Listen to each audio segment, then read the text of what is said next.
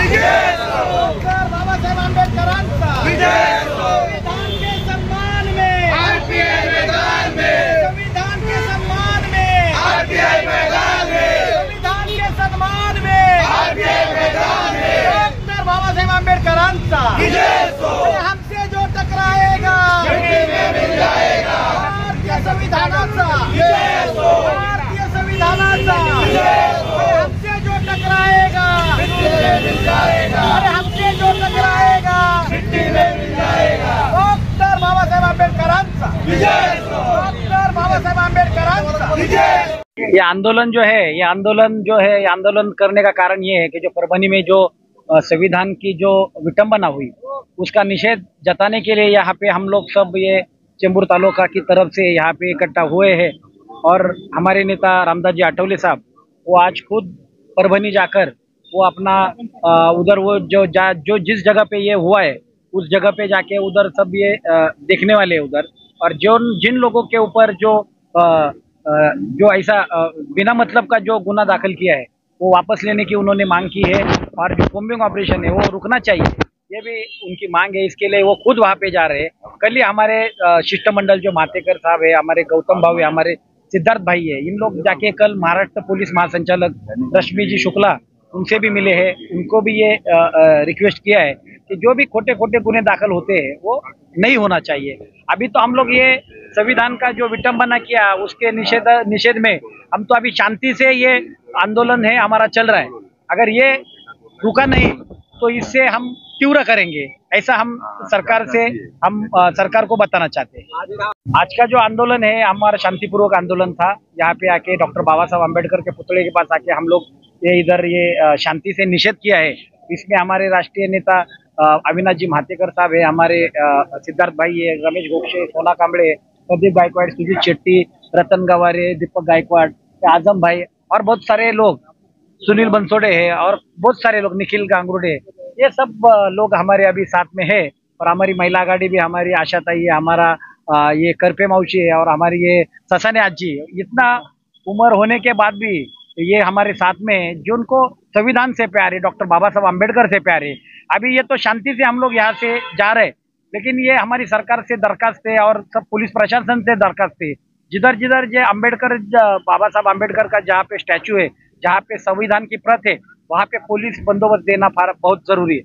इतने ही हम दरख्वास्त करते हैं। आने वाले समय में ये आंदोलन तेज होगा या आपका जो स्टैंड है वो तीव्र रहेगा? अगर ये जो पुलिस ने, जो परभनी की जो पुलिस है, जिन्होंने जो आंदोलकों पे जो खोटे गुने दाखिल किया है, वो अगर पीछे नहीं लेंगे तो इससे और तीव्र हो सकता है।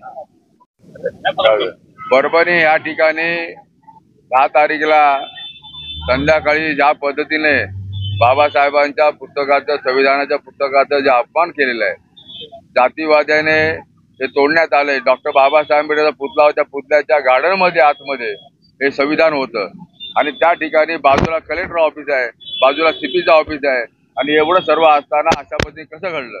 आणि ह्या जी गोष्ट जी आहे एका नराधामाने केली, दुसरा त्याचा जोडीदार होता, तो कुठे गेला? ह्या पोलिसांनी त्याचा शोध घ्यायला पाहिजे। बाबासाहेब आंबेडकरांच्या संविधानाचा आपण अशा पद्धतीने अपमान करत असाल तर आंबेडकर जनता माफ करणार नाही। कारण रस्त्यावर उतरणारे कार्यकर्ते रस्त्या सभाच उतरणार आहे आणि अशा पद्धतीने ज्या पद्धतीने ही घटना गेली याच्या पाठीमागे मास्टर माइंड कोण आहे हे ऍक्च्युअली शोधलं पाहिजे।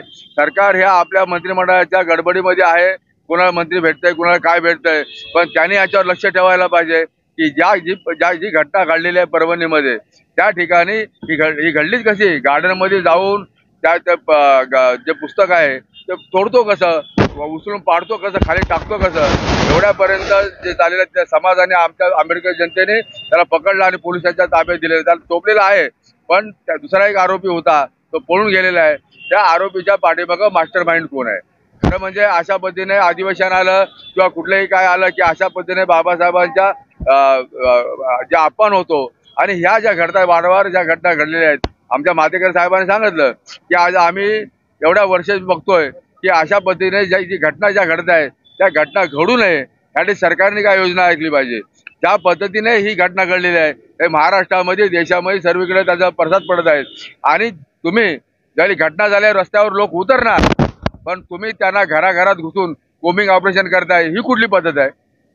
आंदोलन काय आम्ही आताच करतोय काय? रमाबाईमध्ये आमच्या 12 गेले, आम्ही घाबरलोय काय? ही जनता न घाबरणारी आहे.